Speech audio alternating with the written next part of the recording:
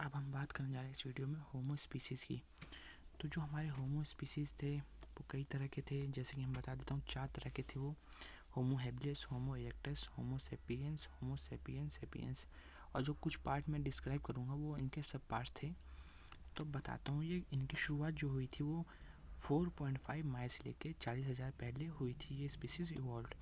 तो कई सारी सिमिलरिटीज़ भी बताया जाता है कि ऑस्ट्रेलोपिथेकसीन्स और होमो हैबिलिस में सिमिलरिटीज़, जैसे बाइपेडलर और वो एक्सपर्ट क्लाइंबिंग करते रहते थे बिल्कुल, और उनके जो एब्रोरियल एडेप्टेशन था और लोअर बॉडी मास था और कुछ टूथ के और सेक्सुअल डायफिज्म बताता है कि हाँ कहीं ना कहीं सिमिलरिटी रही होगी ऑस्ट्रेलोपिथेकस से और होमो की स्पीसीज़ में।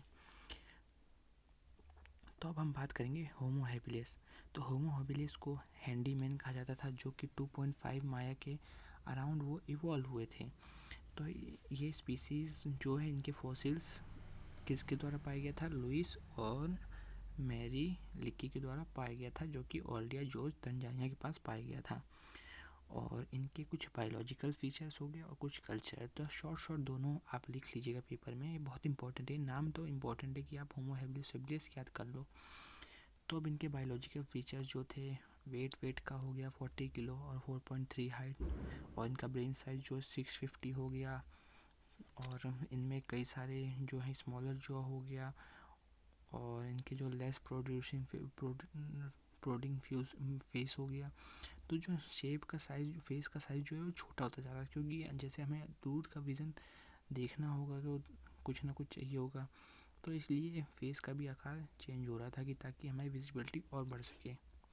अब उसके बाद हम बात करेंगे कि इनके जो हाथ की जो ग्रैप्सिंग पावर थी बहुत ही ज़्यादा थी, जैसे चिंपैंजी की तरह, एक बार पकड़ लेंगे तो छोड़ेंगे नहीं। तो वही कहानी है कि हाँ भाई, जब इससे पकड़ना सीख जाओगे तो कई सारे ऑब्जेक्ट पकड़ सकते हो। तो ये माना जाता है कि कहीं ना कहीं ये लोग भी अब क्रूड टूल बनाना शुरू कर दिए होंगे। और ये कहा गया कि इनमें स्पीच प्रोड्यूसिंग होगा, क्योंकि इनका जो ब्रोकाई एरिया था वो अलाउड कर सकता था कि ये कुछ न तरह से आवाज़ निकाल सके। तो अब कल्चरल फीचर्स की बात करेंगे इनके। तो पहले तो हम बात करेंगे कि टूल्स जैसे रूडिमेंट्री फॉर्म में बनाते होंगे कहीं ना कहीं, क्योंकि इतना ज़्यादा डेवलप इनका दिमाग नहीं हुआ था। तो यही था कि एक्सप्लोर ज़्यादा करते थे फूड रिसोर्सेज को। और जो हम बात करेंगे, इनका जो क्रूड टूल्स मिले हैं वो कई सारे पेबल्स की फॉर्म में। तो ओल्डियाई जॉर्ज वैली से मिला गया है, इसका नाम रख दिया है ओल्डोवान कल्चर। बहुत इंपॉर्टेंट है, नोट कर लीजिएगा इसको। तो यही बात बताई गई कि लुइस लिक्की ने सजेस्ट किया कि होमो हैबिलिस जो है वो चिप्ड स्टोन्स का यूज़ करते होंगे, चॉपर्स का, स्क्रैपर्स और बोरिन्स और हैमर स्टोन्स। तो यही कहा गया कि ये सब किस काम आते होंगे, कट करने के, स्क्रैप और टिक। तो ये हर एक में लिख सकते हैं कि किस किस काम आते होंगे।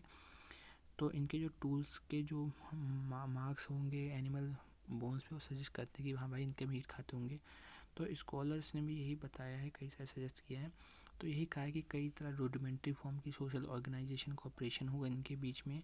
तो ये बहुत बड़े एनिमल्स के हंट नहीं कर सकते होंगे।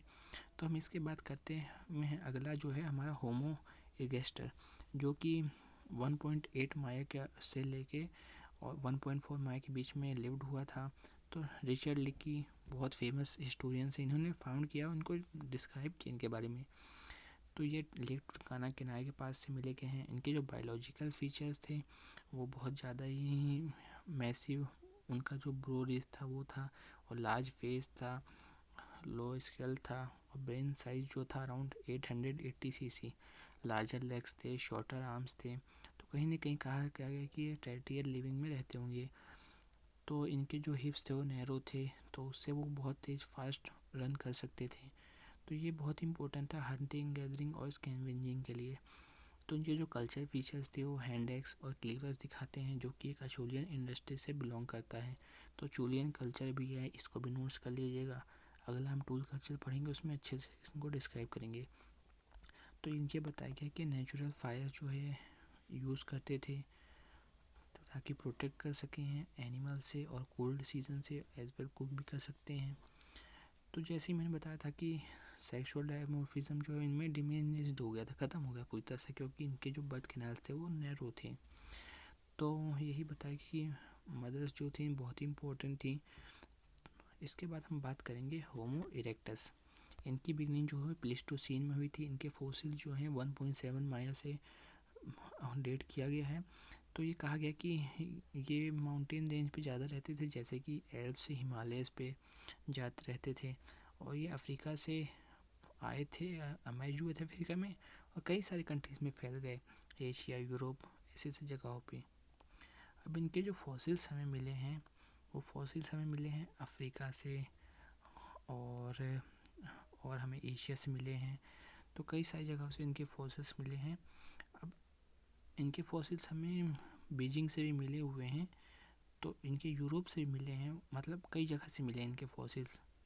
तो अब इनकी हम बायोलॉजिकल की बात कर लेंगे। इनका ब्रेन साइज़ लार्जर था और बिगर बॉडी थी। इनकी हाइट जो थी वो बिगर थी, कुछ लगभग आसपास 5 से लेकर 6 फीट तक। इनका जो वेट था वो 40 से 75 किलो था।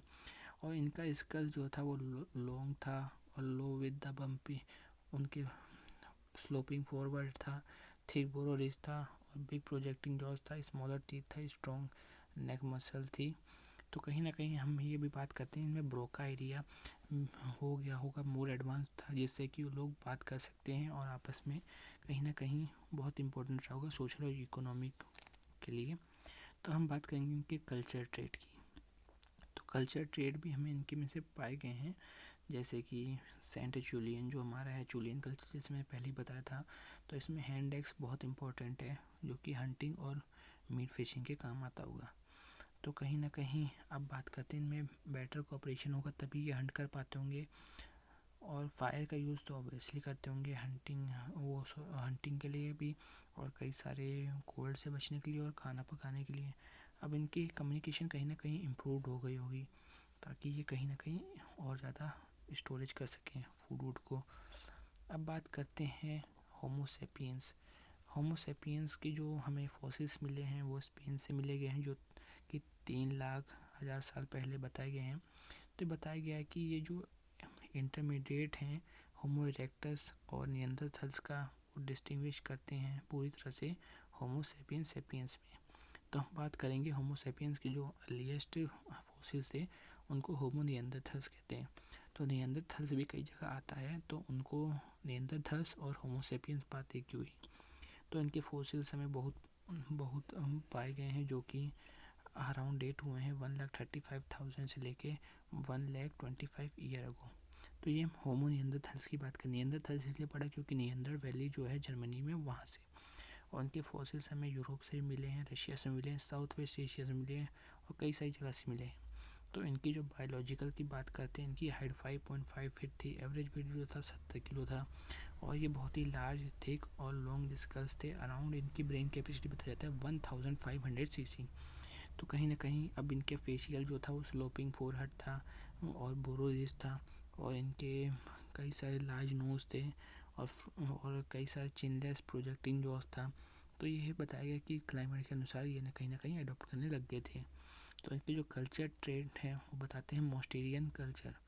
तो यही कहा गया कि ज़्यादा ही अच्छा था, क्योंकि इसमें वैरायटी ऑफ टूल्स थे, फ्लेक्स में पाया गया है, और इससे बर्ड्स, कई सारे बर्ड्स का, फिश का हेल्प करते थे ये टूल्स।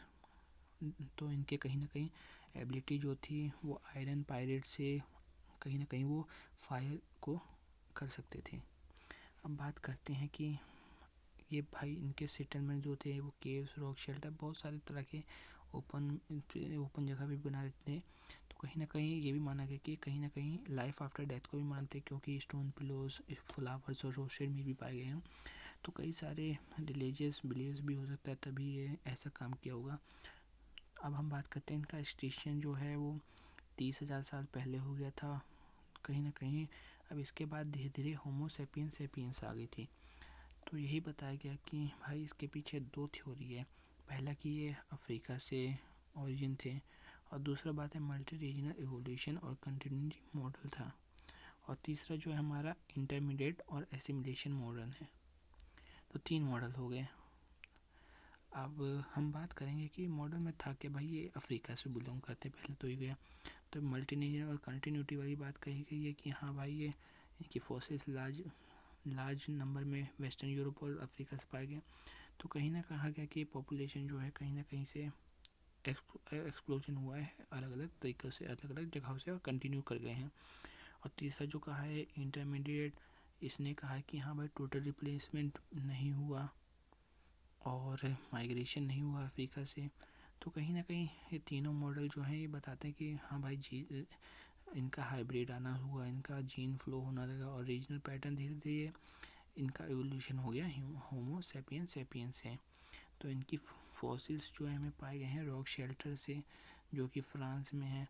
तो पहले मैं बता दूं कि होमो सेपियन सेपियंस को क्रो मैग्नोन मैन भी कहा जाता था, जैसे होमो सेपियंस को नियंदर से बोला जाता था। इनके जो बायोलॉजिकल ट्रेड्स हैं मैं बता देता हूँ। 5.6 से लेके 5.8 तक इनकी एवरेज हाइट रहती थी, और वो टॉलर थे और थिकन बोन थे, और उनका ब्रेन साइज जो था 1400 सीसी था, और इनके जो फेशियल थे वो अपराइट फॉरवर्ड था और उनका जो साइड था वो बोरोरिस था, और स्मॉल नोज था, जॉज था, और कई सारे क्राउडेड टीथ थे। तो कहीं बताता है कि हाँ भाई वो ज़्यादातर अपना जो फूड डाइट है वो धीरे धीरे बढ़ता गया होगा। तो कल्चर ट्रेट में ये कहा गया कि हाँ भाई वर्सटाइल टूल का इस्तेमाल करा गया होगा, कई सारे इसमें बताया गया कि कई सारी चीज़ों का इस्तेमाल होगा जैसे कि स्टोन, बोन्स, एंटलर। तो इन्होंने बहुत ज़्यादा ही इस्तेमाल करना शुरू कर दिया था। तो इनके बहुत सारे कल्चर हैं जो कि हम अगले टूल कल्चर में पढ़ेंगे आगे। तो यहीं हमारी वीडियो समाप्त होती है कि हाँ भाई इनमें भी बहुत सारे तरह के थे। तो हमारे ये स्पीसीज़ जो हैं होमो के, उनको याद कर लीजिएगा। अगर आपको नोट्स चाहिए मैं डिस्क्रिप्शन में मेंशन कर दे रहा हूँ, आपको पेड नोट्स अवेलेबल है।